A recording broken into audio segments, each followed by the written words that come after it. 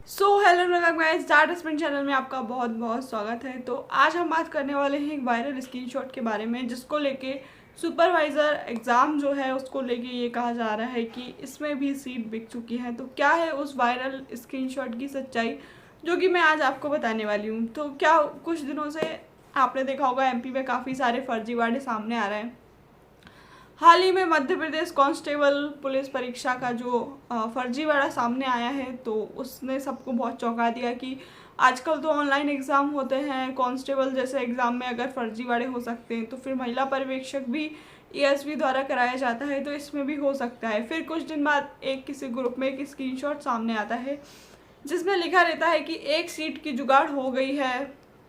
इस तरीके की कुछ एक दो लाइन जिसमें लिखी थी, किसी की व्हाट्सएप चैट थी, नेम वगैरह उसमें सारी चीज़ें हाइड थी, नंबर वगैरह भी सब हाइड था। इसमें कुछ भी क्लियर नहीं दिख रहा था कि ये मतलब ऑथेंटिक है या क्या है, या फिर सिर्फ अफवाहें फैलाने की उससे ये सब चीज़ें करी जा रही हैं। तो उसका कोई भी प्रमाण नहीं था। फिर जब हम लोगों ने वो स्क्रीनशॉट देखा, मैंने जब वो स्क्रीनशॉट देखा तो सही बताऊँ, मुझे वो स्क्रीनशॉट एकदम फेक लगा।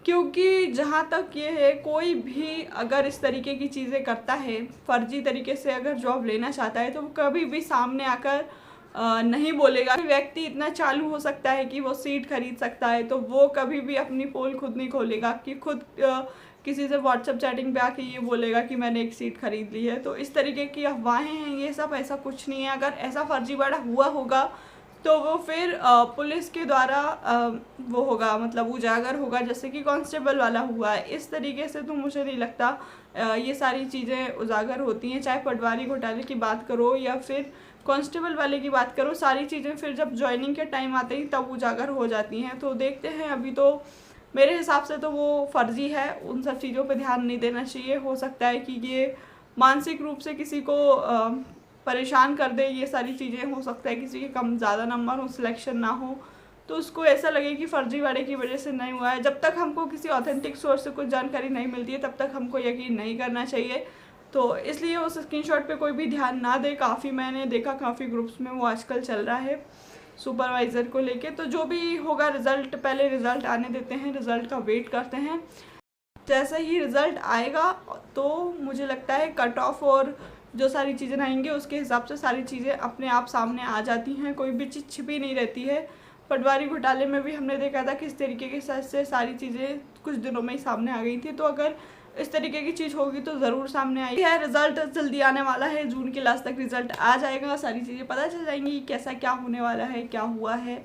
तब तक आप परेशान ना हो, तब तक आप अपने आगे के एग्ज़ाम पर ध्यान दें क्या करना है। इसके बाद अगर रिज़ल्ट नेगेटिव आता है तो भी तो प्लान बी वगैरह क्या है आपका। तो कमेंट करके ज़रूर बताइएगा आपको क्या लगता है कि फर्जीवाड़ा हुआ होगा सुपरवाइज़र में या नहीं हुआ होगा। वैसे तो एमपी में इस चीज़ पे यकीन करना है कि फर्जीवाड़ा नहीं हुआ होगा बहुत मुश्किल है, पर अभी फ़िलहाल तो करना पड़ेगा जब तक रिज़ल्ट नहीं आता है। फिर रिज़ल्ट के बाद तो सारी चीज़ें सामने आ ही जाएंगी। देखते हैं, बिना किसी प्रूफ के हम बिना किसी एविडेंस के नहीं बोल सकते हैं ये ईएसवी को अभी कुछ भी। तो वीडियो कैसा लगा, वीडियो को लाइक कर देना, चैनल को सब्सक्राइब कर लेना। Thank you so much video को पूरा देखने के लिए, और लाइक कर दो।